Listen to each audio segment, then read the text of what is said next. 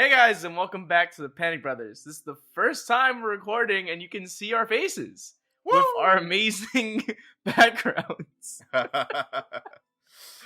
Like many people out there during the whole, COVID crisis, a lot of us are working from home, and we figured since everyone's kind of doing this whole remote podcast and showing their face while at it, why not me and Josue too? So this is our wonderful faces. I am Simon Zarilla, one of the co-hosts. I always do that. I am one of your fellow co-hosts, Simon Zarilla, accompanied by my other co-host, Jose Mendez. Woo! That's me. So, me and Josue have finished Final Fantasy VII Remake. A lot of people still haven't really touched the game or beat it due to the whole dilemma going on. So we just want to put this out there really quick. This is going to be a spoiler-heavy episode. We're honestly just gonna go through the whole ending. And what exactly it means. Listen, don't listen to this. Don't watch this unless you've beaten the game or you absolutely do not care about spoilers. But there will be a lot of spoilers. This was an ending unlike any other that I've ever experienced, dude.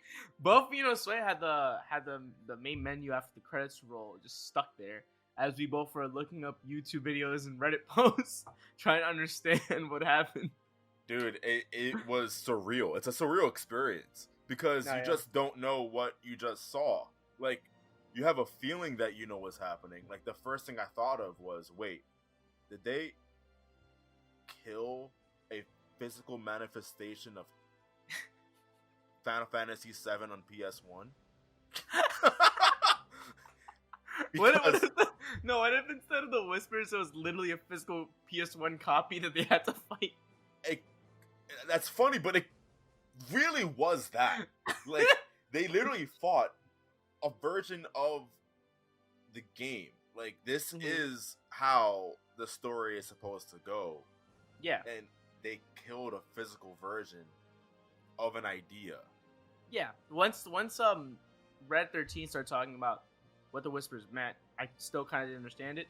But it was at that last fight, like you said, where you fight the physical version of Destiny, where I was like, oh. So I guess it's like supposed to be a metaphor for they're changing the plot. But like you said, I didn't think of anything more than that when I first played the ending. But according to Maximilian, I thought you were about to say there's levels to this. There's levels to this. I wasn't enlightened to that idea until I watched the Easy Allies podcast featuring Maximilian dude. So shout out to them and shout out to him because he is the master. That's all. I'm just trying to. He's a huge Final Fantasy VII listen, fan. He's the prophet and I'm just a disciple, right? That's all that's happening here.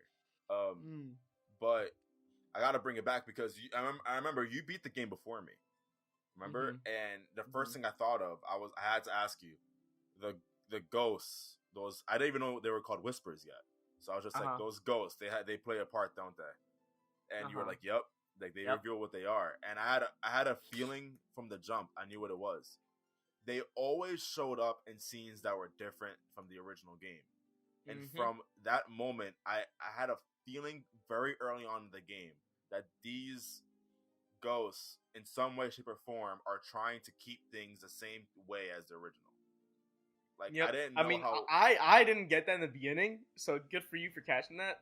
Yeah. Initially, I just thought that had something to do with Aerith. Yeah, because like I was very keen to things happening. I was like, oh yeah, that's from the original game. That's from the original game. Wait, but this isn't from the original game. And how come the ghosts are here whenever there's a scene that's not in the original game? I just kind of put two and two together, and I'm like, okay, they play a part to some degree, but then you find out that they're like the main enemy, sort of the game. Essentially, yeah. Yeah, like I have this in my notes where there's two main enemies of the game, right? And I don't know which is the main antagonist.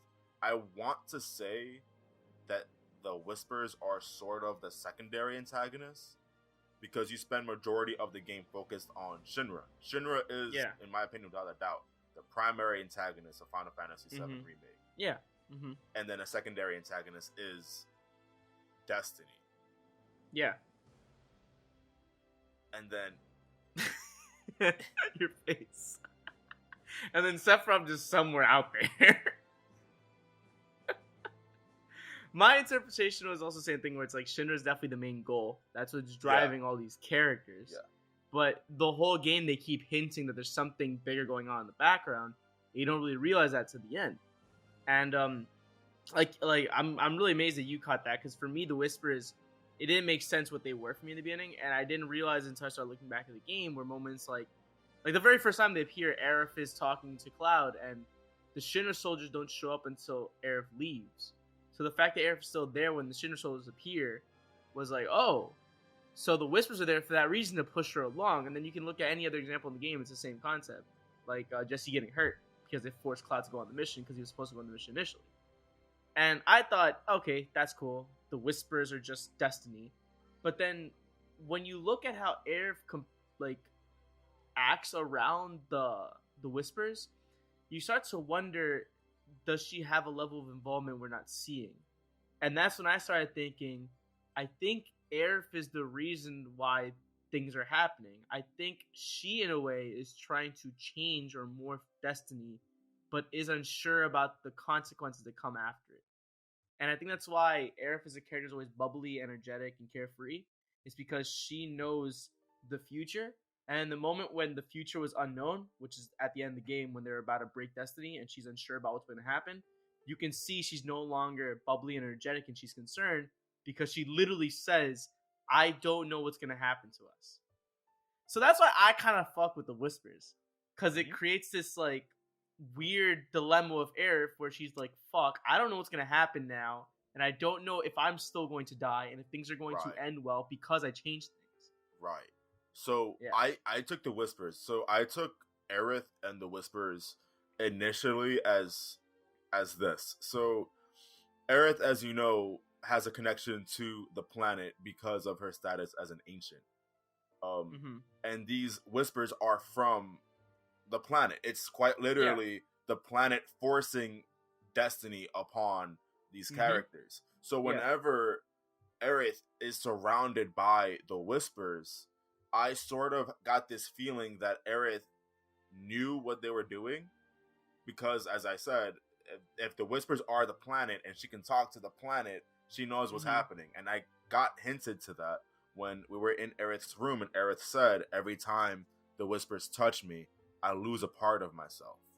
And that's because she quite literally knows that the destiny that these Whispers have for her is an untimely death. She is going to die in the most unsatisfying way possible, through a stab in the fucking chest. You know, like, I don't want...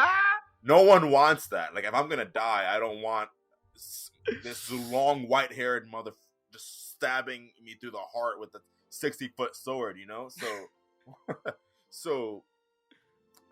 But then Maximilian dude shared this, where I'm skipping levels. This is level 4, apparently, as according to Maximilian dude.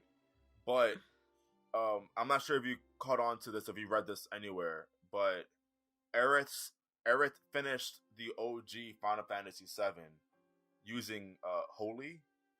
And the image of Aerith's face with the sparkling Mako in the air. Mako?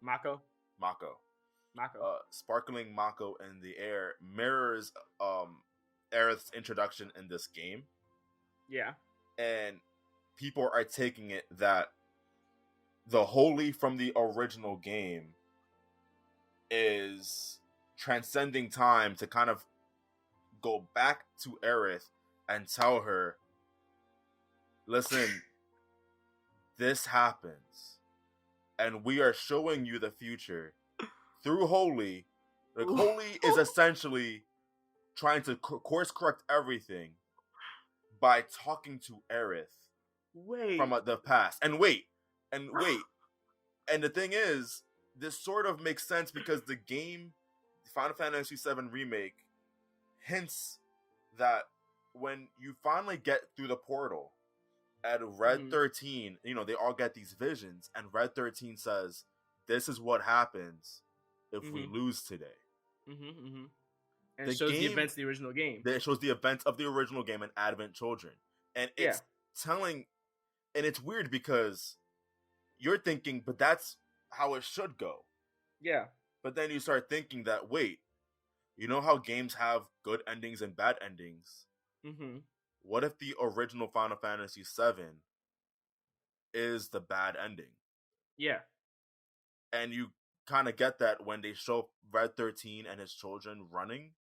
Mm-hmm. And you know how that scene plays out.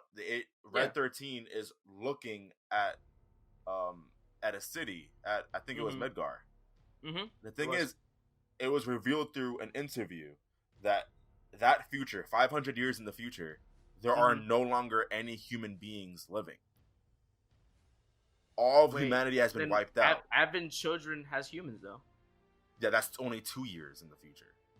We're talking about. Sorry. I thought you meant the events of Advent Children. My bad. No. That scene of Red 13 running through the canyon takes place 500 years after. And it was there's revealed, no sign of human life. Yeah, and it's revealed that humanity has been wiped out in this.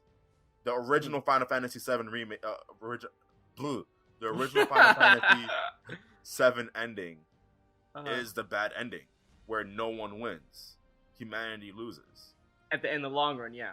Yeah, and Holy is trying to reset all that. Holy is supposed to kind of go back to Aerith. I didn't even think about the idea of the original Holy time traveling. That's fucking wild. Because it matches. It's quite literally the image of Aerith from the end of Final Fantasy VII matches the beginning. The beginning, yeah. Of Aerith in Final Fantasy VII Remake. Oh my god, I did not connect that at all, but dog. Meanwhile, in the original Final Fantasy VII, in the beginning, they also show Aerith in a similar state, but without the Mako floating around. Yeah.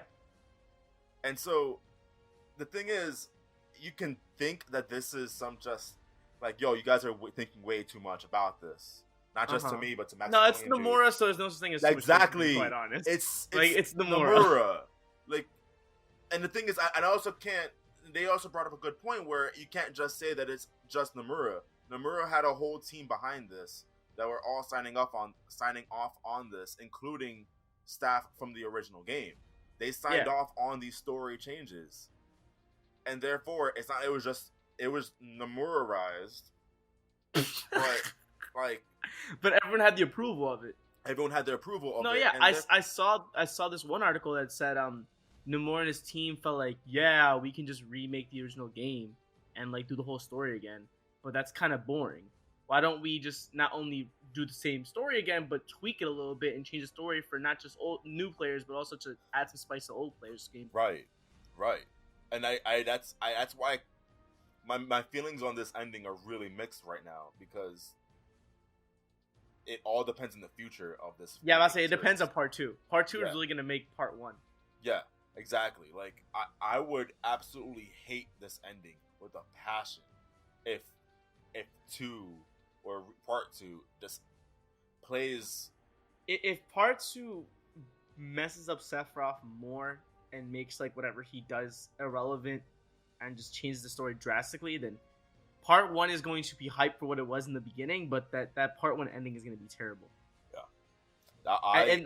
And the thing is with me is I am a little bit excited about part 2 because I feel like changes in the story are going to be not too huge to break the game completely, but huge enough to make it enjoyable. And one of those things I think is going to be Aerith's death. I think they're going to do something huge with Aerith's death. I don't think they're going to completely remove her death, but I think they're going to give the player, Cloud, the option of saving her or killing her, is what I took away from that ending. Because in that last fight, you had Cloud and Sephiroth, and this is my favorite part of the game. I don't know how you feel about it, but I was geeked at that last scene because he was going through that wormhole at the end. That's exactly how Final Fantasy VII, the original game, ends. He goes through a wormhole and appears in an area alone of Sephiroth. And then the flashing of Cloud, Sephiroth, Cloud, zoom in on face, is exactly how the ending of Final Fantasy VII was.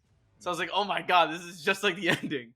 And the whole fight scene was cool. I loved it a lot. But the part that fucked me was Sephiroth was saying 7 seconds. 7 seconds until the end. I was like, what does that mean? What is that? What does that mean? I really for the longest time couldn't get it. And I remember I was rewatching the clip on YouTube, and someone in the comments said, "Has anyone else noticed that Aerith's death takes 7 seconds in the original game?" I was like, no way. So someone on YouTube actually timed it, and it's exactly 7 seconds. Yeah. So then I'm thinking, Sephiroth is taunting Cloud, and I think Cloud is gonna have the option now with this new knowledge of actually either having the option to save Aerith or let her die, which I think is going to be kind of interesting to see what players do in the second part, if they do that. It's extremely meta. Everything is... and all of Chapter 18 is... Well, the second half of Chapter 18? When did Chapter 18... The first half of Chapter 18 was them on a motorcycle chase. Okay, so the second half of Chapter 18 is so meta. Everything, it's like you need to have an extensive understanding of the compilation of Final Fantasy VII for you to understand what's happening in Final Fantasy VII Remake Chapter 18. Like, the first 17 chapters, you're good. No, Chapter 18, hey, listen, if you haven't watched Advent Children, if you haven't played Crisis Core, hey, maybe play Dirge of Cerberus with Vincent. Maybe. Listen. We're doing this. But are you on board or not? I want to say one quick thing. I mentioned to you yesterday that I really didn't like Sephiroth in this game. It kind of gave away. I'm not threatened by him anymore. Like, back in the day, growing up, he was terrifying to me. That theme song plus him, all I can ever think about him is just him standing in the fire at Nibelheim, just slowly looking up, like Satan. Like, dude, this dude that's murdered an entire village. He's everybody, and then Kingdom Hearts 1 terrified me because he's the one boss I couldn't beat one hit with that song. Screw this. I'm 6-year-old me. I hate him. Did you not KH1 difficulty vibes fighting him at the end though? No. I kind of got those vibes because, like, when he did what was the name of the move? When he did that one move that, like, straight up just, like, would just deplenish your HP. He targets one person when he does it. It's that slash move. Yeah. It's like his version of Omni Slash. Yeah. Yeah, that move, you didn't, when that move happened, you were like, shit. You didn't get that vibe? That entire last boss battle to me was not that hard. But, like, I'm not saying the whole boss battle was hard, but I'm saying that specific section, when he did that, you were fine? Like, your party didn't die? No one died from that move? No. Really? Oh, wow. I mean, maybe someone died, but when that move happened to me, I was getting, like, KH1 vibes. Like, oh my god, this is that KH1 shit where it's like, I can't stop this move. I'm gonna get bodied. And I legit, like, the whole fight was sweating, like... Right. So I legit saw him still as a threat. And I was like, oh my god, this fucking battle's intense. Right. So... I got a different perspective from you on that one. So this is the best comparison, and I hope you can now get where I'm coming from with this. Because I had to think about it yesterday in my notes. Imagine the Avengers series. Thanos is ultimately the main big bad at the end of the first saga, right? Of the Infinity Saga. And he's pretty much the main villain of the Avengers movie series. Like, he's not the main villain in the Captain America trilogy, obviously. Yeah, but the main Avengers series. Yeah, the overarching, the Avengers. So he was hinted at in Avengers 1, hinted at Avengers 2, less so, but still. But then you realize he's the one that's been plotting all this from the jump in Avengers 3 and Infinity War. But what this felt like to me, the original Final Fantasy VII had that feeling in a way, where it's like all these things are happening because of a man named Sephiroth, and they don't reveal Sephiroth until way later. His proper introduction until way later. Imagine in Avengers 1, where instead of that little hint that it's Thanos, like, Loki just gets wiped out the side, and here comes Thanos coming through a portal, and he's like, "What's up, bitch?" Like, it's me. And then it's now the Avengers versus Thanos, but it's like, wait. What's up, bitch? And it's like, wait, but like, we know Thanos is the main villain, and then at the end of it, Thanos, like, opens up the portal again, and he says, "I'm gonna catch y'all later." And then, like, but my I don't know. And the thing is, it would be epic. It would be an epic battle for sure. But it's like, I'm not supposed to receive this yet. This is too early. This is happening way too early. This is Thanos.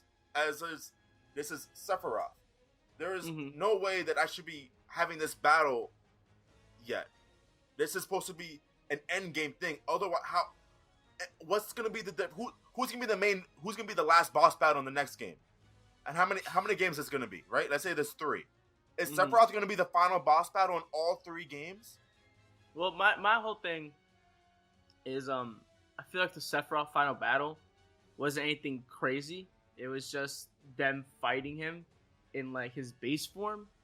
Yeah. So for me, I don't think it ruins it too much because the original game, you know, by this point in the original game, we got to meet Sephiroth. Like, it's not like he wasn't completely out there. We got to meet him at this point. Though. And then he dips, and then you're supposed to go find him.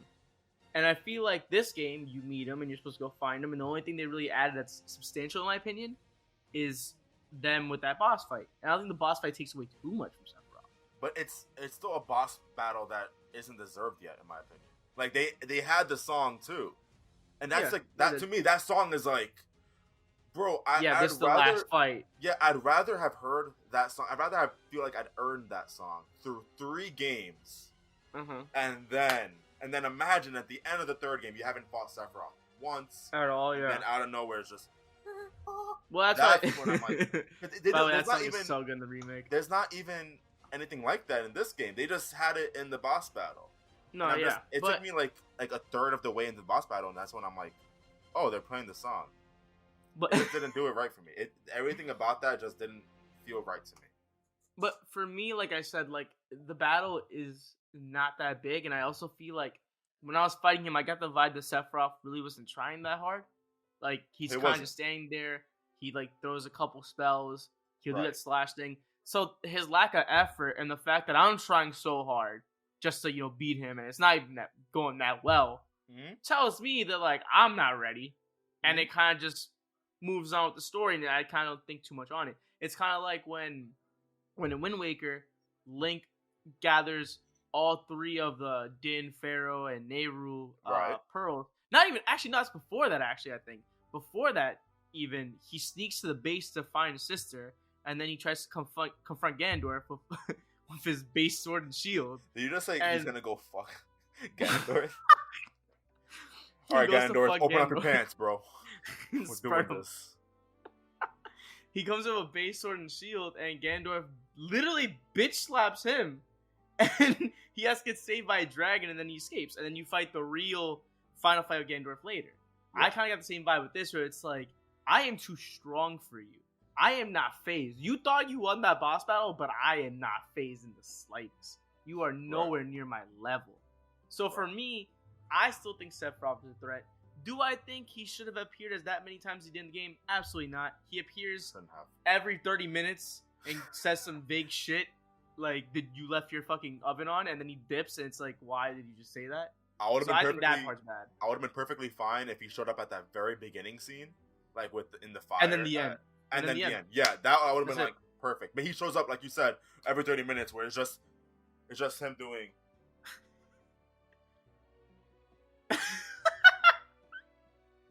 Cloud.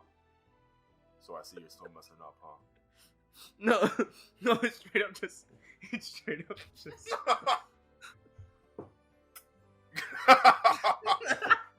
Cloud. I see you still need me for the reunion. Reunion. R-E-U. And then Cloud is just. Honestly, that's the one thing I didn't like about the game either. I couldn't. So Cloud's supposed to be panicking and freaking out. I couldn't feel that emotion because I see this game 8 times already. It's like I'm not really scared of him as much as you are right now. Dude. Yeah. He was having these extreme, massive panic attacks, and everyone was just like, "Yo, bro, are you okay, bro, dude?" And stop. That's the thing I hate too. I feel like seeing him so often takes away from that moment, and I feel like this moment would have hit so much harder if they didn't have so many Sephiroth moments. The scene where Cloud runs at him with his sword and screams, that blood like curling, and he jumps at him. I feel like that scene would have been delivered so much better if we didn't see him like 8 times in the game, because the player would have been like, holy shit, I've only seen this dude once, and Cloud feels this type of way about him. He's got to be a threat. And the thing is, what was the resolution of that scene? Because Cloud, you finally have Cloud's anger finally built up. Then this dude just crashes through a bridge and just falls all the way down. And then we don't see Sephiroth again until the very end of the chapter. And you know what? Cloud is no longer angry. Cloud's like he let out all his anger through that one screen. He's like, just calm again. Yeah, he's calm. He's like, oh, it's Sephiroth. Dude, like 40 minutes ago, you were like, Sephiroth! Like having this crazy like he's anxiety like, that was my bad. Sephiroth, bro. I let myself go. That's my bad, bro. I shouldn't have raised my voice. Yo, dude, I love Cloud, but Cloud never has raised his voice. His voice was the same throughout this entire game. It's always, and then that scream, and then never again. That scream was the only sign of anything like that much emotion. Of any emotion whatsoever. But that was the real Cloud, though. That was actually. No, that was that was legit, not Zack. That was Cloud. Yeah, this is Cloud with a Zack mask on for the majority of the game, and then finally that one scene, Cloud's like, wait, let me just take off this mask real quick. Let me scream, and then after I scream, I'm gonna put it back on. But here's I'm not sure if you caught this, but this is also where I got from Maximilian dude, and I texted you this at 3 a.m. I'm not sure if you read the text message. Which one was it? It was those 3 whispers. Those 3 whispers. The fire, lightning, wind, whatever it was. Well, they weren't elemental. I mean, I don't think they were. Were they? They have spells. I think they had spells. Yeah, the red one had a fire. Sure. Regardless, those 3 they had names, and I for Nomura's sake, I'm not gonna say those names because I'm gonna butcher them. I'm gonna butcher the names, but to everyone listening, everyone watching, you know who we're talking about. Those 3 Power Rangers whispers. Yeah. Did you read the description when you did asses on them? I didn't even do SS. Did I just say asses? I said asses. Did you check out their asses, bro? Yo, they had some donkey donks on those robes. Running asses. Oh, what'd you say? I said SS. What'd you say? Hey, Tifa. Lift up those robes. I need to see what's going on in those trunks. I need to assess. Oh, from the future. Yeah, but they're from the future. Yeah. That's what the description said. They're from a future that they're trying to maintain. Yeah. But so IGN, the first place I went to after I finished the game was IGN. I'm like, all right, IGN has a really popular video describing what happened in the ending. And it's super quick, though. Mm-hmm. It does not go in depth. It's super level 1. But they said... Super level 1. But they were saying that those 3 whispers represent Cloud, Tifa, and Barrett from the future. Because one of them has a sword like Cloud. Mm-hmm. One of them has a gun like Barrett, and one of them fights with. One of them has a chest and a glove like Tifa. So people were saying that those are Cloud, Tifa, and Barrett from the future trying to maintain their future, and making it happen. Mm-hmm. But the thing is, then someone else says that that the way that they utilize their weapons, like the person with the sword is only using one hand for the sword, and therefore, why would that be Cloud? Cloud fights with 2 hands. Same thing with Barrett, where Barrett, that whisper uses 2 guns. Barrett only has the one freaking, I don't know, arm. Hand thing, what is that? Is this arm a gun? Well, the thing is, I'm assuming is his like arm connected. In a gun? I think no, because he lost that arm. Remember? Oh, did I just spoil that for you? No, I don't. I really don't care. So in the original game, he lost that arm, and like there's a flashback showing you how he lost it. Okay.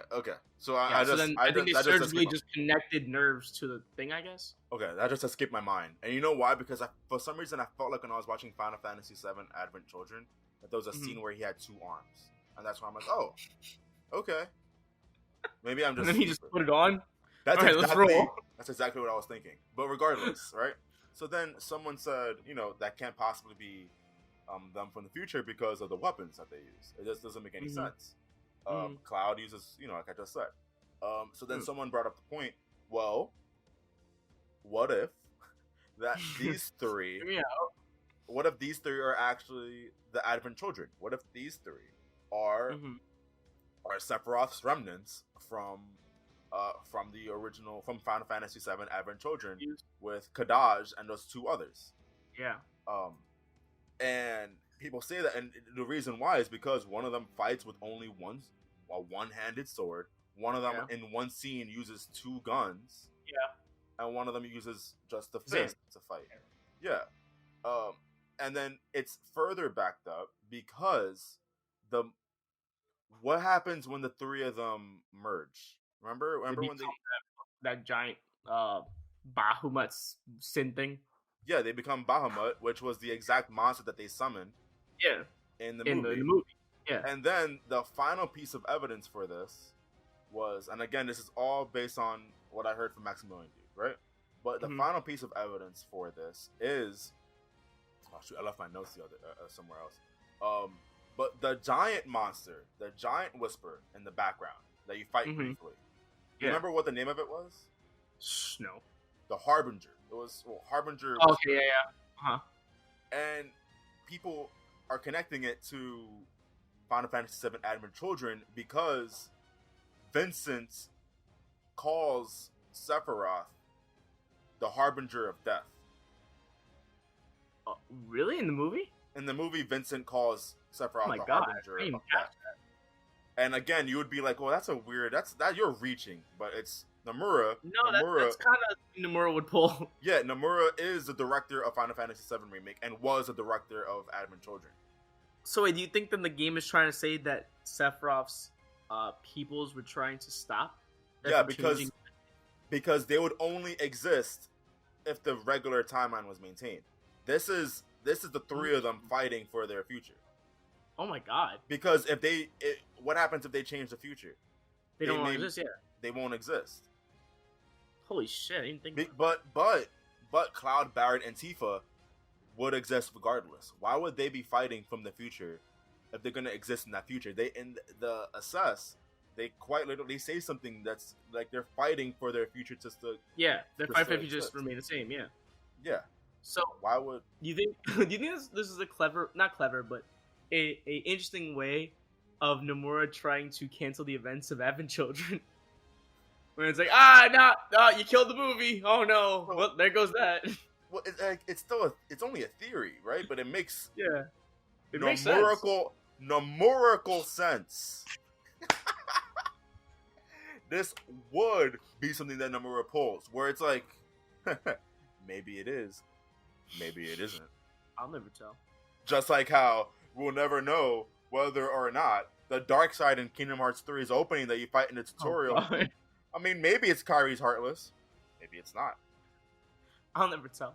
I'll never tell. What if on Nomura's deathbed he has a backlog of confirmed theories, and he just reads them off one by one? All right, starting Kingdom Hearts 1. Yeah, so Sora was actually always in love with Riku.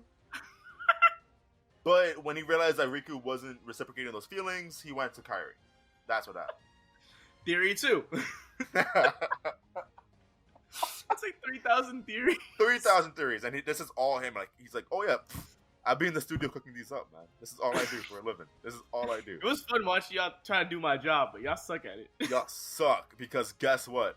Sephiroth in Final Fantasy VII Remake was never even there. That wasn't him. You know what my biggest fear playing this remake was? My biggest fear was that when you beat Destiny, literally, that Cloud was gonna wake up or some shit, right, and it was all a dream or something. I was really getting that, like, like all dream vibes. I was getting that vibe towards the end. I was like, I swear to God, dude, if this is all a vision or it wasn't real. I got major. This is, the entire game. I loved it because what my favorite video game series is. It's Kingdom Hearts. Yeah. And like throughout the entire game, I'm like, oh my god, this feels like a cousin of Kingdom Hearts, and it But it really was. Like, it felt Yeah. like very similar, just more polished or more just grounded. It's more grounded. Yeah. But then at the very end, when chapter 18 happened, I'm like, this is Kingdom Hearts, isn't it? this just got Kingdom Hearts. No, it also became really Final Fantasy.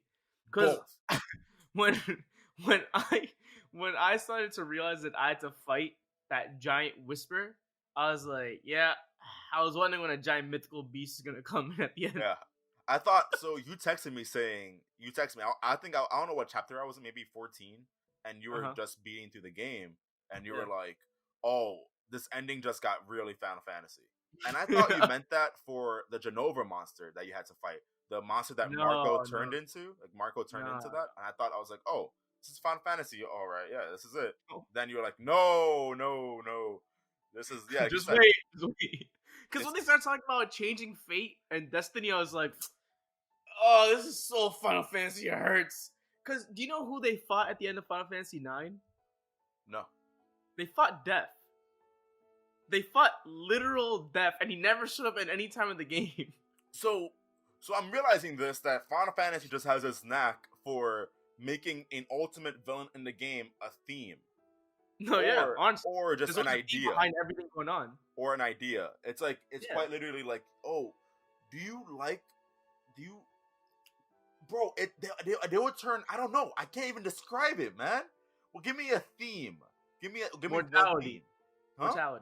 Mortality. Let's turn that into a giant beast monster.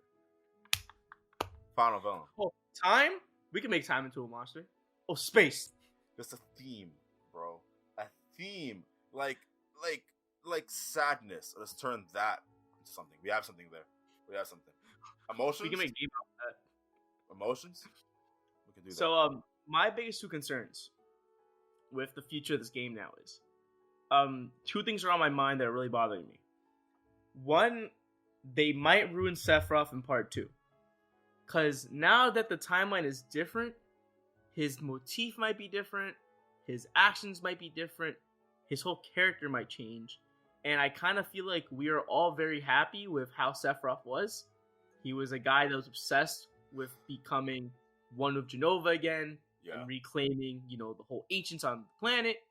And if that changes to something else, which it doesn't seem like so far, but it has to, because it's a new timeline, right? So if his motif changes and all that, I feel like little to no people are going to be very happy with like that change. So that's one of my biggest concerns right now. I have no idea what they're gonna do to him, but they have to be really, really smart about it. I did like how he asked Cloud for his hand in like Union, like join me and we'll do it together. That was kind of cool. I hope they kind of keep that up. But any other change so far, I don't see how they can pull it off quite yet. So that kind of concerns me. So my thing is that, and this is not just me. Other people feel the exact same way, where it's the idea of who you're trying to satisfy. This game is trying to you're not satisfying the original fans of the game because you straight up just said we're changing the future.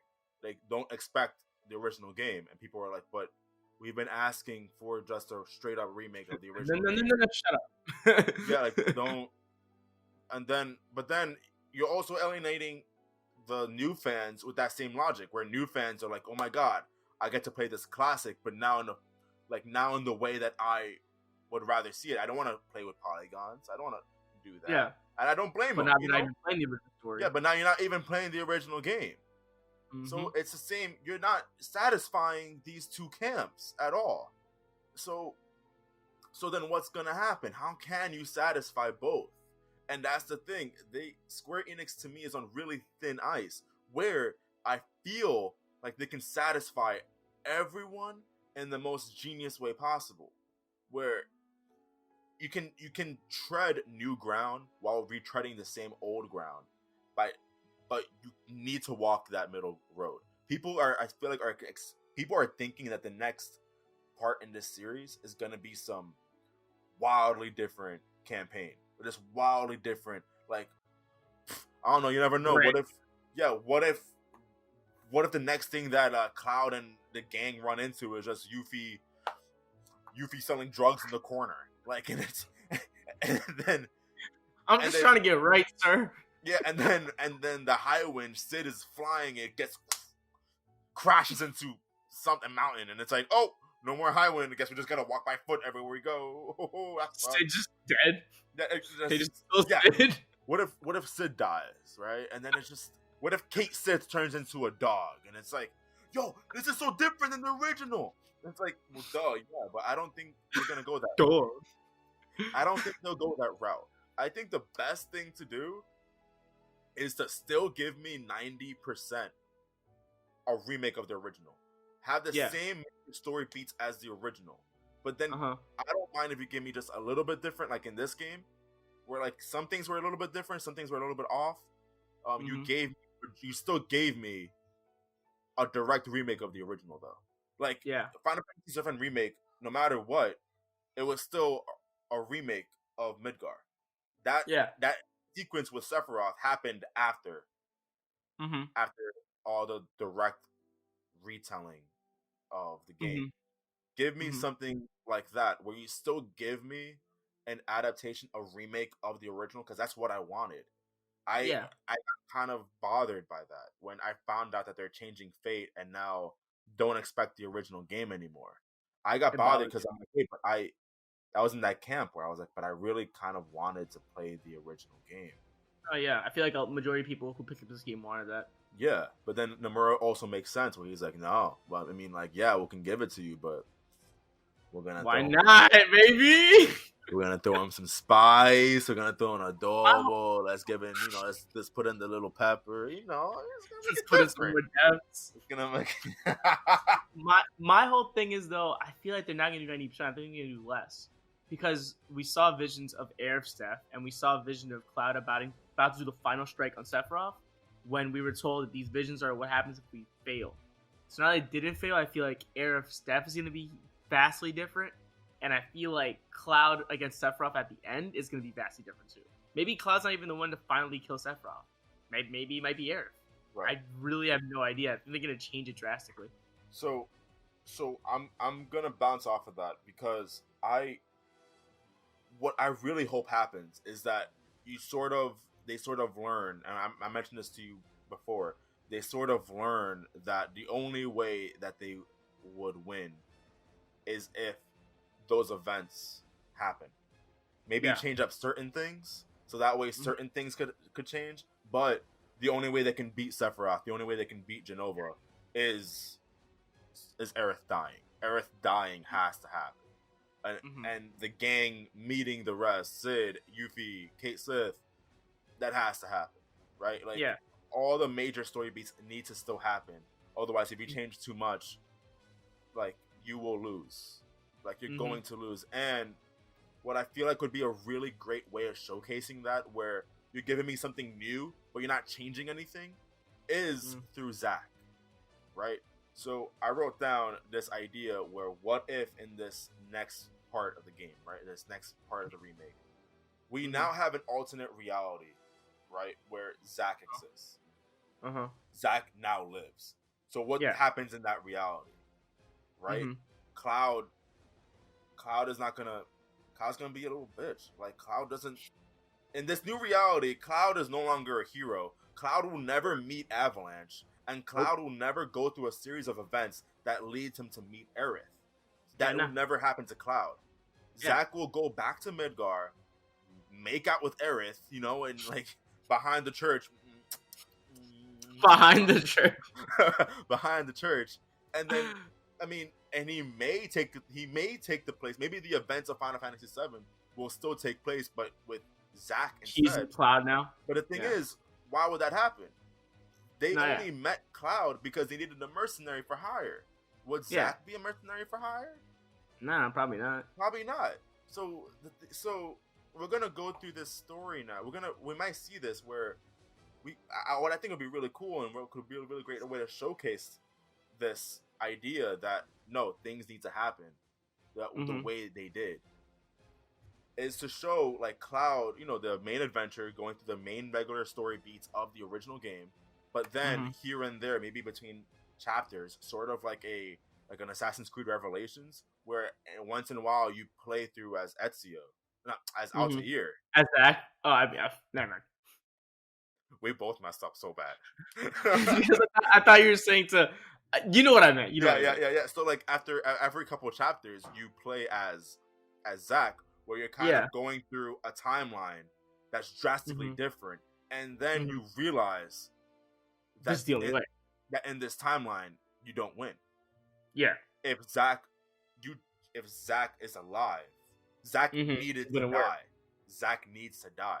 Aerith. I'm glad you brought that up, actually, because my second big concern that I was going to mention was roping Zack into this, because there's no way they're not using Zack in the second party. Oh, I want them. I want to play as Zack.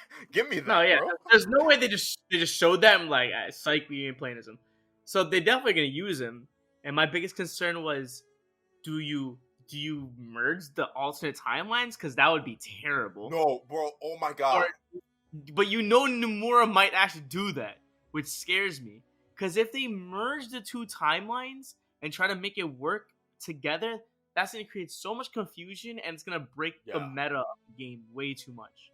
And then the second option is what you said, and I have it in my notes too, where it's like, instead of merging, what if you just have two separate stories happening at once, and you get to watch both of them occur?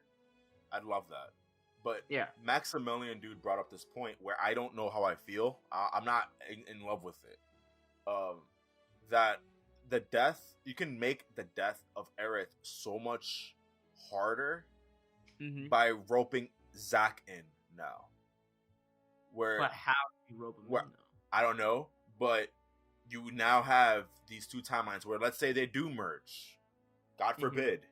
But let's say they do, because Nomura would be in the corner like listening to this and listening to their podcast.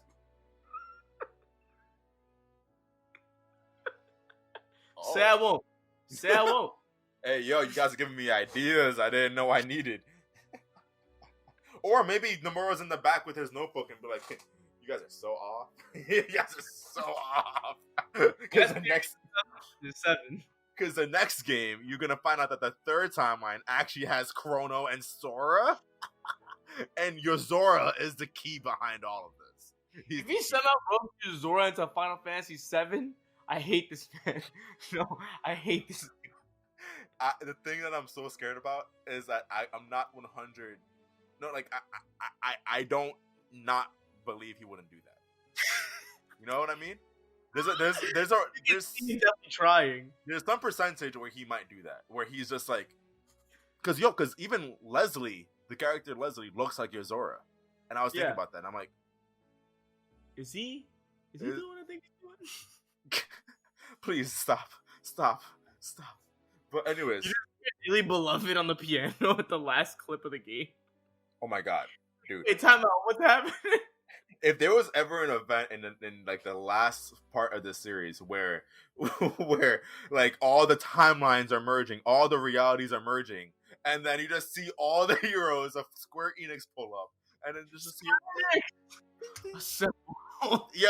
bro, and then Sora just pulls up, and you know Sora's gonna be like, I don't know what's going on. You're not the same Cloud that I know, but check it. I'ma help. I'ma help you guys out. And that's Sora. Sora will literally be like if you go up to Sora and say, "Yo, I'm having divorce problems," he's gonna be like, "Oh, let's go. So we're gonna out. Let's do this. Let's figure it out. I don't know anything about divorce, but I'm gonna help you." You'll never take 50% of his income. You'll never take 80% of Adele's wealth. That's too much. Anyways, so they brought up this idea where who does Aerith mean the most to? There's gonna be Cloud and there's gonna be Zack. And with Zack being roped in, you can now make this death even like more bittersweet. And then you can have this final battle where it's Cloud and Zack versus Sephiroth. I don't like that. Hold on. Like, that would just be cool as like a film or something. I would vibe with that. Don't put that in the game. Don't put that in the game. That's super fan servicey. Make that like a secret boss or something. Make that like after, like, you know, hey, some side content, but do not put that in the game. Like, the main story, no matter what, in my head, needs to still be Cloud versus Sephiroth. I would love it if, let's say, like imagine like in Zach's world where he somehow manages to be able to like open reality too, or like the Aerith in his timeline or his reality. No, I mean that makes more sense actually. Sorry, where the Aerith in his reality is also able to open up. Yeah, because like that, just like she did, and imagine she does that, and they're able to see this play out. I'm scared because I think that's actually a very real possibility because I think Final Fantasy VII ended in a way that hinted at the fact that Aerith could see other alternate realities. Because I think when Aerith passed by Zack, she was fully aware that Zack was right there. I think she understood what was right next to her. She felt which something. Pissed me off so much. I'm like, fuck. If she has the ability to but she smelled his cologne. Hey. Yeah. Midgar. Yeah, he had some Kenneth Cole. I know that Kenneth Cole. I've smelled it many times. No, but it pissed me off because like fuck, if Aerith has the ability to like transfer through alternate timelines, this is gonna get way too confusing, and we shouldn't go near that realm. But it's Nomura. It's fucking Nomura. It's Nomura. If he somehow gets Zack in the same timeline as the one we're playing, he has to do it in such a good way for me to approve it. It needs to be some cool way I never thought of. Yeah. So I gotta bring up something to you now that also blew my mind in this conversation. Where why is Jessie alive? Right? Why are these? Huh? No, that was her headband and stuff right next to the table of Biggs at the end. That confirms she's alive though? It doesn't, but it's also a Nomura thing. I think she's dead, bro. It's Nomura. But she's dead. When was the last time someone died in Nomura's story, in Nomura's games? Good one. Yeah. So. Zack's dead in Crisis Core. Nomura didn't make that. I'm talking about like a game that he directed. Right. A game that in Kingdom Hearts, no such thing as death exists. Kingdom Hearts is like, all right, if you die, you turn into a Heartless and a Nobody. But check it. You kill both of them, you come back. But I'll never get over that loophole that he came up with. I'm just like, okay, Nomura, you know what? Just keep throwing up this BS, bro. I got you. It's on your notebook. It's on your journal. Right. He goes back home in his diary and his bedtime. He's like, oh, nobodies have penises. He's always just perpetually high as fuck.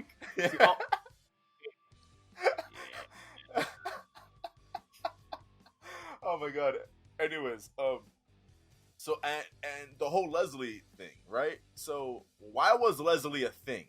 Why was us learning about his wife or his fiance? Character to feel bad for. Yeah, but the thing is, now this is an opportunity where if Cloud is gonna go through an alternate reality, you can meet up with Leslie, and he's with his fiance. And now it's like, yeah. And now it's like, wait, and that's how they know things have changed. And then what if in this alternate reality they go to a show? You know who they see on the stage? Jessie. Don Cornel. Jessie. Remember, Jessie wanted to be an actress, and they spent. I'm saying, imagine Don Cornel. Oh, guys, I think we went to the wrong alternate timeline. I didn't want to see this one. Aerith, open up your thing. Do your thing, Aerith. No, but yeah. No, yeah, you got seeing Jessie actually accomplish her goals. Yeah, and that's the thing is, they spent so much. Well, my notebook fell. They spent so much time going through Jessie's hopes and dreams in this game, where they're like, and then just she dies, and it's like, whoa. No, yeah. And the thing is, it works narratively, where she's a person now compared to the original. Yeah. You know, this person, she wanted to be an actress. She never made it. She had to go through the military now, or whatever it was, right? She went to the military. Did she go to the military? I don't know, whatever. And then you meet her family, you meet her mother, you find out her father is sick and dying. Like, you know a lot about this character now that you never did in the original. But what's the point of that? She's alive now. What's the point? Like, but if she's, I guess, like, the way I saw it was they just tried to humanize her. But it also makes sense what you're saying, where like, it doesn't make sense just to humanize her and then not do anything with the story also. The thing is, they humanized her and they humanized Biggs. They didn't really humanize, or at least, sorry, not humanize, they backstory. They didn't give Yeah. backstory to Wedge, and that's because, in my opinion, he's dead now. And if he's not dead, then he's not going to be relevant anymore because he was still in the Midgar in the Shinra building. Yeah. That's the one place we're never going to come back to. We're not going to come back to Midgar. Yeah, but it's Nomura. He might keep him alive. Maybe, but I hope. I like to believe that Jessie is still dead, and maybe the only way we can see her character against an alternate timeline. But I'm also still very iffy on alternate timelines. Like the thought of Aerith like being Doctor Strange, just fucking opening shit, like that's just so weird to me. But I like to believe she's dead. To be honest, I kind of want to keep it that way. Jessie? Yeah. I really don't think so. As soon as I saw Biggs, because Biggs should have died. No, yeah, he should have been dead. And and the thing is, Biggs, in my opinion, had a higher likelihood of surviving than Jessie. Yeah, and he did. Yeah. So no, but and now, what? Dude, I just don't know, man. He should have been dead. As soon as I saw him dead, as soon as I saw him alive, I knew that he shouldn't have been alive. And now I know things are gonna change, things are gonna happen, and now I mean, yeah, like look at what's face what's the other big change that happened? I can't remember now. Oh my god, it was not a huge change, but like small enough where it was like that didn't happen in the original. It was them rebuilding Sector 7. Wait. They did. Wait, did they? They rebuilt Sector 7. I didn't catch that at all. Remember they were putting up the sign for 7th Heaven again? Oh yeah, okay, yeah. I can't remember what the other thing was, but yeah, like stuff like that confirmed that this game's gonna be different. Regardless, like at the end of the day, we're all gonna be wrong. Even Maximilian Dude's gonna be wrong. Like Nomura's gonna pull some shit out of his ass where it's like, oh, okay. But honestly, I'm glad you pointed out the prey stuff because that prey stuff is something I never caught. And prey? That's kind of like the final prey from Final Fantasy VII connected to Holy? this game. Holy? Sorry, not prey, holy. I didn't think of that at all, and that's kind of neat connection. I kind of hope that's actually canon. There's so many ways this can be cool, but also so many more ways where this is going to be whack.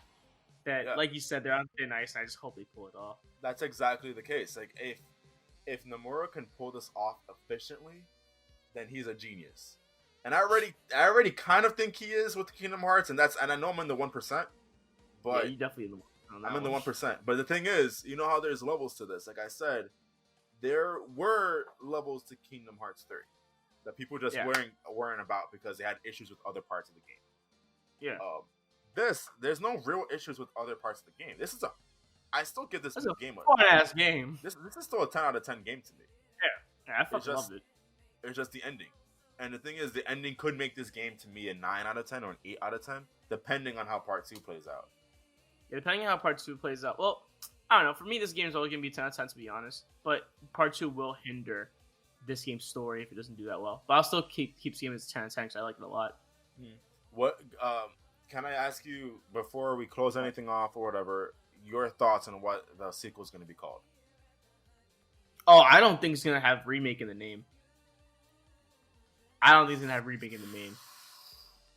Because I really don't think they're going to try to remake things, or they're going to really change it.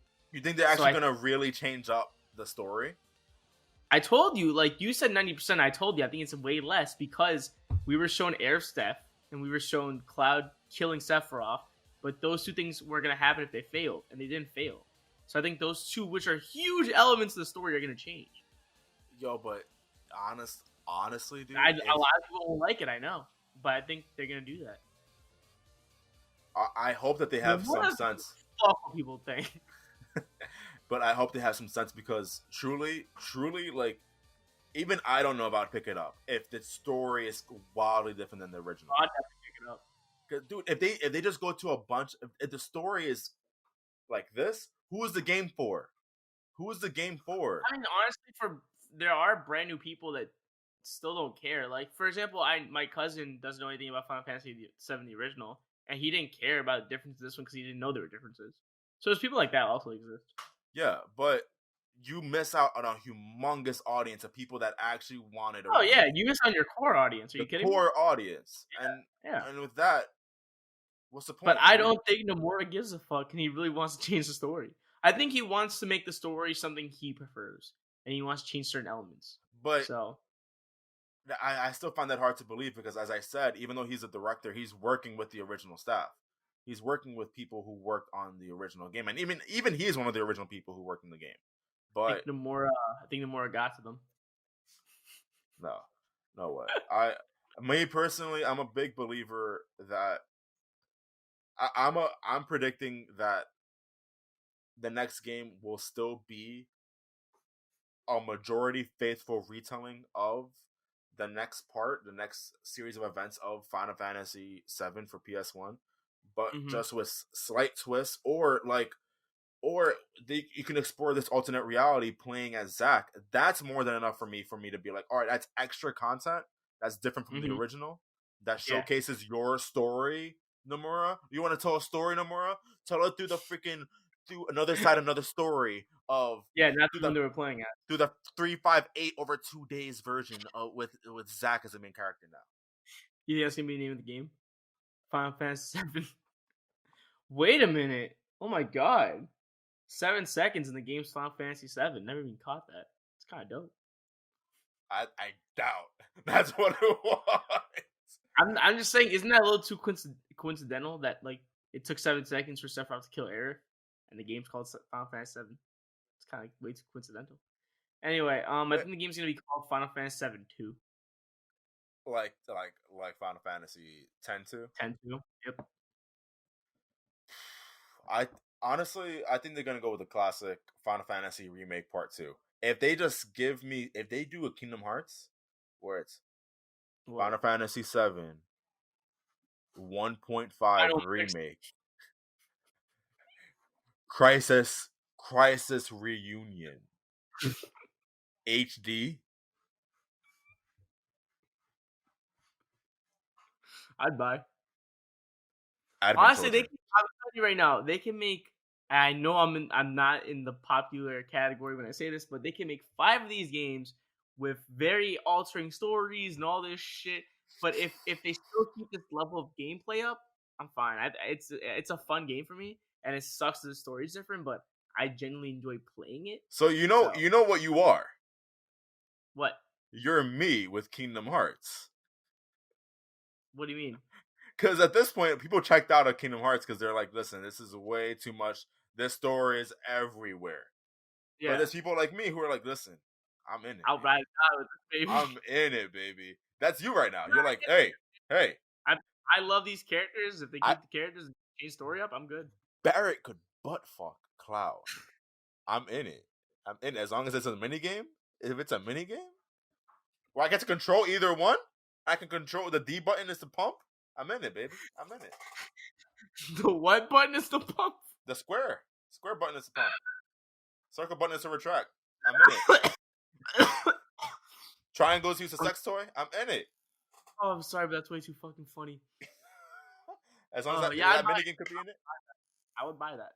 I'm telling you, they can milk Final Fantasy VII for decades, and I'll buy the game. So I really do like Final Fantasy VII that much. However, I do have breaking points. Like if it's like avid children type of bad storytelling, then of course I'm gonna be mad.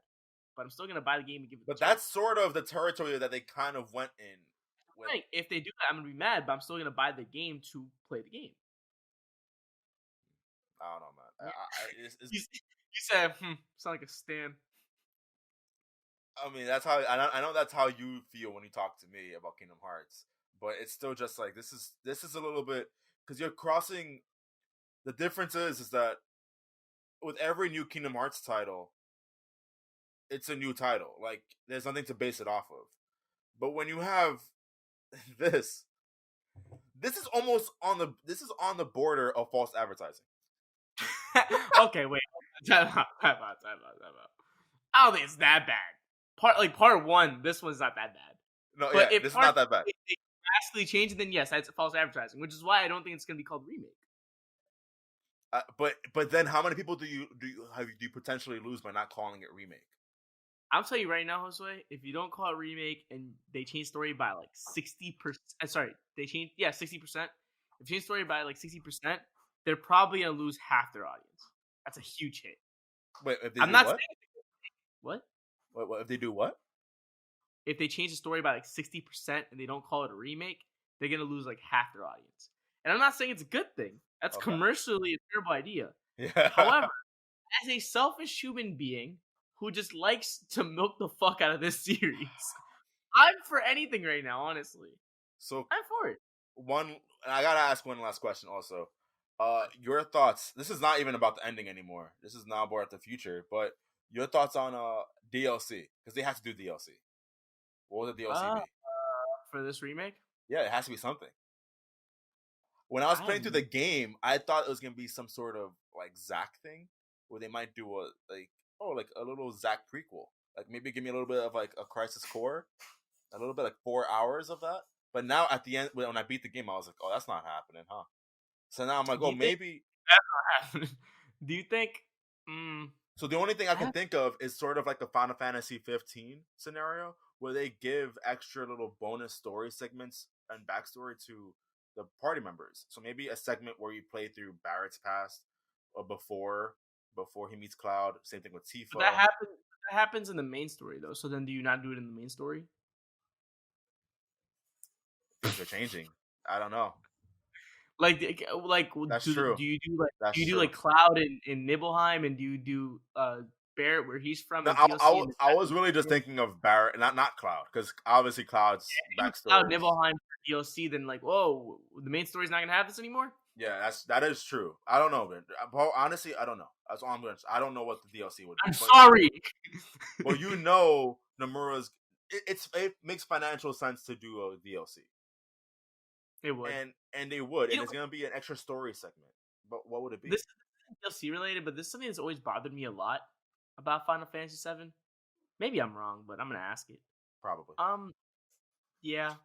Um, do you ever wonder why exactly does Tifa never correct Cloud in like how do I put this right? Oh So yeah, Cloud says he was a first class soldier, and like he claims that like he was able to beat Sephiroth and all that stuff, right? In Nibelheim. But like Tifa never tells him you weren't there until like near the end of the game. How come she waits till the end of the game to tell him? yeah. That's something that I actually googled that too, and like the consensus was sort of just she was just letting him rock, like just that's sort of what the consensus was. It's just like You came up to me and you were like, "Yeah, we went in there and we shot Osama bin Laden. It was me and 5 other guys." I've been like, "I can't let this rock." Josue, that wasn't you. I'm not gonna let but this rock. the thing is, you're saying that with the closeness that we have. Tifa and Cloud were never really that close.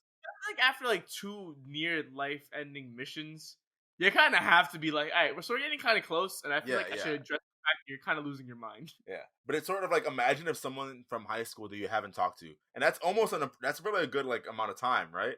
Like, what if Oh someone that yeah, you haven't talked to since like graduation, right, comes back in your life, and they say you're together at the bar or whatever, and then they're just you meet people, and they're like, oh yeah, I was in the military for a couple of years. We killed it, man. It was a great time. And then you know for a fact that they were just working at the bodega for Best the Buy, at Best Buy. bro. I bought a 42-inch from you 4 years ago. What are you talking about? I don't know, Best Buy. What are you talking about? I was overseas in Japan. What are you talking about? And it just sort. I And then, forget the second Genesis. but then, what are you gonna do at that point? What are you gonna do? At that point, you're just gonna be there. Argue. Yeah, you can't argue with them. You're just gonna sit down and be like, I don't care. I'm not gonna bother. That's probably what she feels. Like just. Do you think since Aerith knows the future, do you think Aerith like throughout this whole game just knows that Cloud is acting like Zack, and she's letting it happen? Because it seems like she knows everything. He's not acting like Zack though. But like he claims I'm first class soldier. Actually, no, Aerith doesn't know anything about Cloud's backstory, so she has no reason to doubt him. Yeah, exactly. Yeah, that's true too. Yeah, that's true. And the thing is, I mean, if this Aerith knows the events of the original game, then like she already knows that he's lying, Mm-hmm. right? But like at that point, you don't want to mess anything up, otherwise the whispers are gonna attack you. Yeah. So you'd be like, you know So what? I'm gonna let him figure this out. yeah, so she has to stay quiet. And the Yeah. only time that she sort of revealed that she knows events that are about to come was in a dream sequence where whispers couldn't attack. Yeah. Where Aerith reached out to Cloud through a dream, and then that's when she really reveals that to me was the most damning evidence that this is an Aerith that knows things that we don't. Because as soon as she said to Cloud, she went to him and she said, "Don't fall in love with me." And the thing is, it's really weird to say that because, and I was, did you keep track of the amount of days that passed in this game? No. Dude, when she said that, Aerith and Cloud knew each other for only a day. So yeah, she was definitely hinting at the future. Yeah, they only knew each other for one day. And at that point, and Cloud showed no signs of loving her. Yeah. Cloud, every single time Aerith went up to him and said, "Hey, Cloud, you want to do this?" Cloud looked at her. Bitch. It's the Stanley meme. Just yeah, he was literally like, "I really don't want to be here. Like, I really don't." And Aerith is like, "But we can do this. We can do that." And then Cloud is always like, "I'd rather die." I'd rather kill myself. The one thing they gave than away help these kids was fuck these kids. The one thing they gave away from me was chapter 12. She brought Marlene out of nowhere. She was like, "Where's Marlene? I can go save her." And like, how the fuck do you know where? What timeout? Huh? Tifa only mentioned Marlene once, and it wasn't even enough for Aerith to still say something like that. Aerith just came out of it like, I know her. Like, yo, shit, we gotta go save Marlene. Like, hey, why you know that? And she also said Barrett's name without ever having been told who Barrett is or who he was. Remember, she went up to Marlene and she said, like, "Oh, are you Barrett's daughter or whatever?" And the thing is, oh, that's right, yeah. Barrett wasn't mentioned. There is a chance that that Tifa might have told her while they were tending to Wedge's wounds. Yeah, but even still, yeah, that's sort of that. Out of all the things that we said, that's a reach. Everything else fair game, but that one you're really just coming out there. Because you know for a fact that probably Nomura would have included that. Yeah, he probably would have. Yeah, because actually no, Nomura would be the type of person not to include and be like it was hidden subtext. If you pick up the Ultimania, you would have known, but you didn't. If you ran a cess on Aerith during the third battle of the game, you would have seen. People would have picked that up by now. But and then Aerith has like this weird power to sort of, I don't know, connect with people. And the thing is, I don't think, my personal opinion is that I don't think Red 13 knew anything until Aerith touched him. And then I feel like Aerith like sort of imparted some of her wisdom upon Red 13. Because Red 13 has, what reason does he have to know what's happening with Fate? But he even said, he's like, I knew who the Whispers was after Aerith gave me her knowledge. And I'm like, what the fuck? He literally said that, and I was like, what? And then you sort of had this like little moment. I mean, a lot of this is also based off, I'm gonna give him a shout out. Reddit user DB Click, who gave like this insane like analogy, like not analogy, like he pretty much wrote every single scene, every single tiny scene where Aerith showed a hint of knowing what's happening. Every scene, and this was over. Like he went through every single chapter. He gave you the link. He gave you like the exact line of dialogue, and gave the reason behind why this shows that she knows the future. And then sometimes he would even show the Japanese translation, because the Japanese translation would give even further. Even more revealing. Yeah, it was even more revealing. Or sometimes the English translation just didn't match. Like, so he went hard. Which further proves like the whole theory that Aerith was the one that caused all this. It wasn't Sephiroth. Yeah, exactly. But damn, I don't even. No. Actually, wait. No, I actually disagree with that.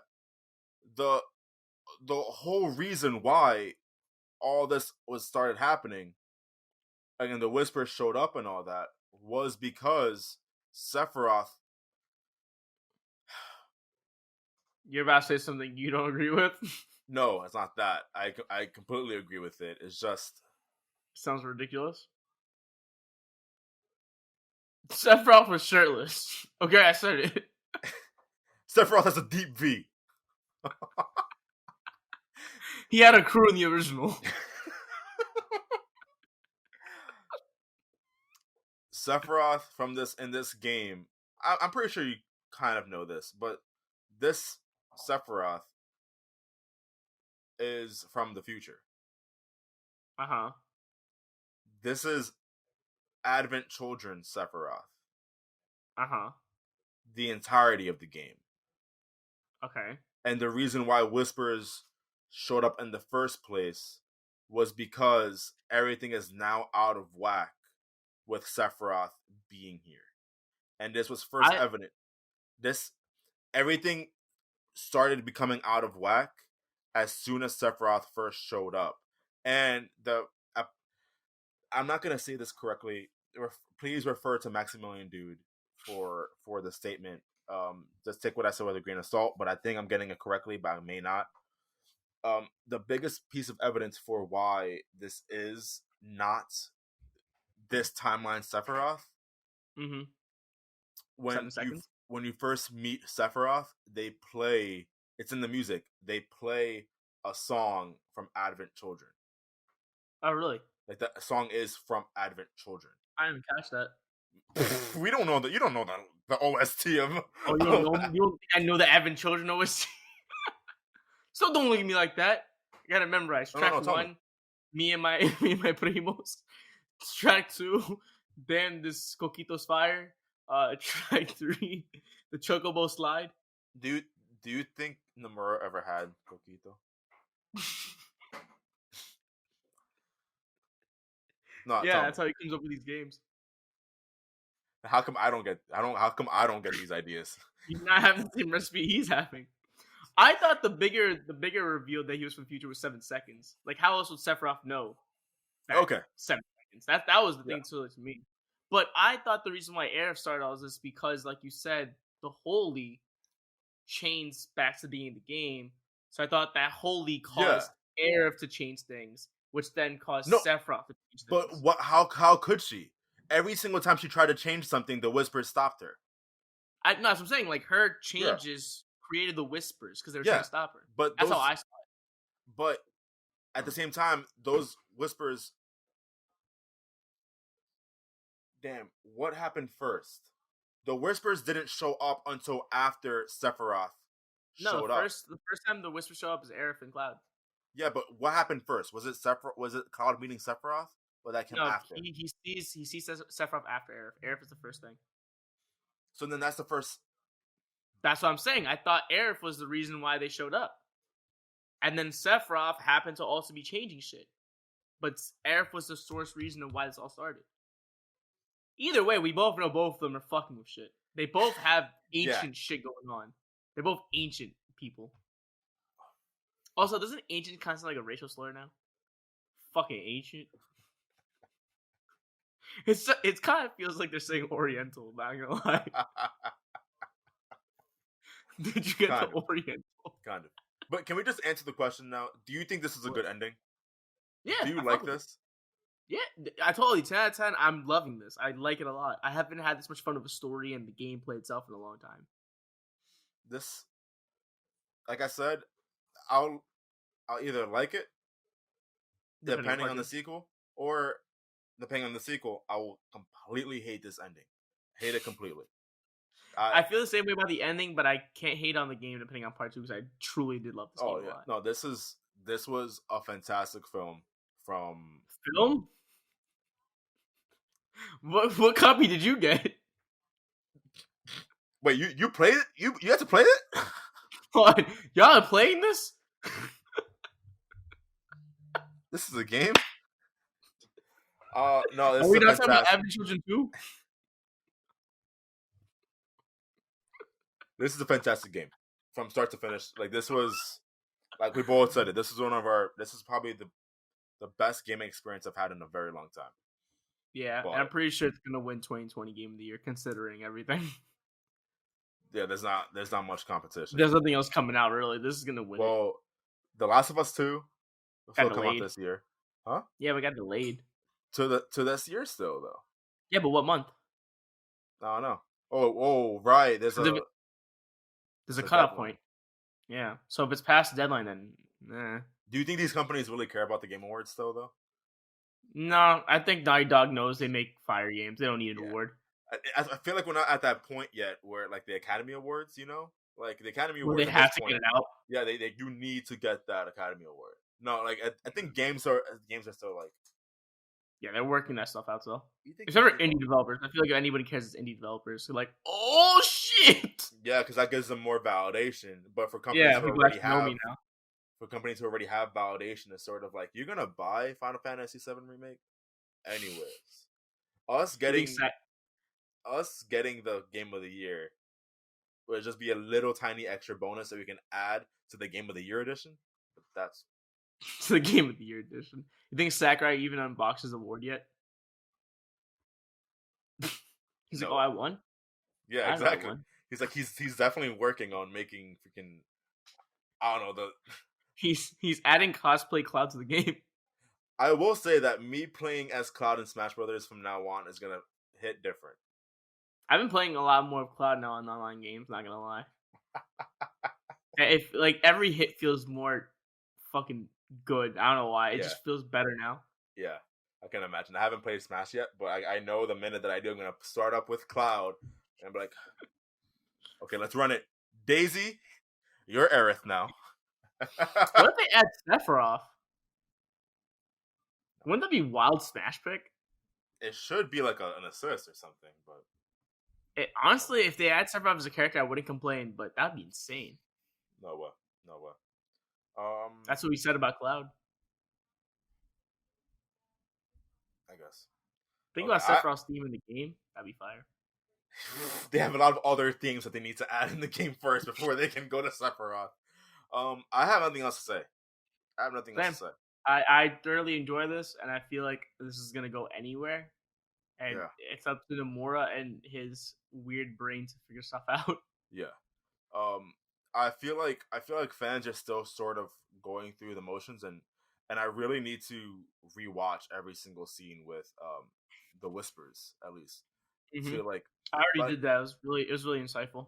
Yeah, it's just insane to me the role that they played. I knew the only scene that really got to me, that really made me think, I'm not sure what's different about this. Well, regardless, the entirety of the train graveyard was just. You think there's any question? Do you think there's anything in that adds that maybe to the future? I think they tried whatever that Aerith childhood flashback was. I can't tell if that's something pivotal or not. It's either pivotal or it was just showing you that Aerith grew up very lonely as a kid. That entire chapter was really weird to me. That's probably my least favorite chapter in the entire game. Nah, I hated the fucking chapter where you had to go underground and move the fucking robotic arms. Oh really? That was such trash. But that's the same chapter though as Sector 6. It's the same chapter. So you just hate that segment, but the chapter segment was terrible, man. Yeah, that segment, yeah.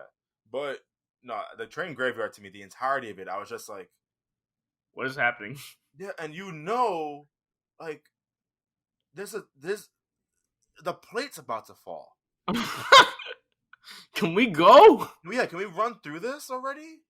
Like, come on. And then and the craziest thing is that the whispers are there because they got there too early. Mm-hmm.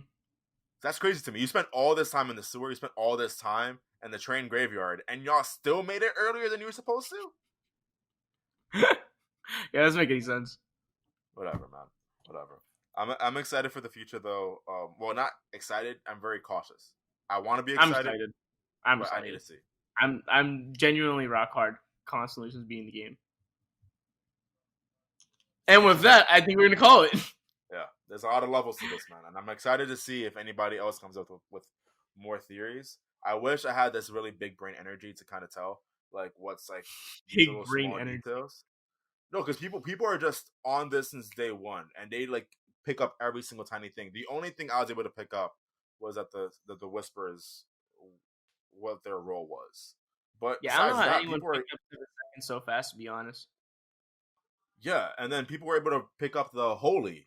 Like I would have Mm-hmm. never got that. Nope. Well, maybe if you were more of a But Maximilian dude kind of stand, then you would have got it. you know, sometimes I wish I was because that means I would have more people who actually care about what I had to say. Yeah, I wish I was Tifa's left titty. Anyway, thank you guys for listening. This has been the Panic Brothers. Don't give that face of judgment. You would enjoy being one of her titties. Thank you guys for listening again. If you're on YouTube, Apple Podcasts, whatever platform you're listening and watching this on, please leave a like, comment, review, rate, subscribe, whatever, can help us out. We really appreciate it. Leave a comment. Tell us what you think about Final Fantasy VII's ending. And Josue, since you're about to say something. I'm good. Have a good one, guys. Take care.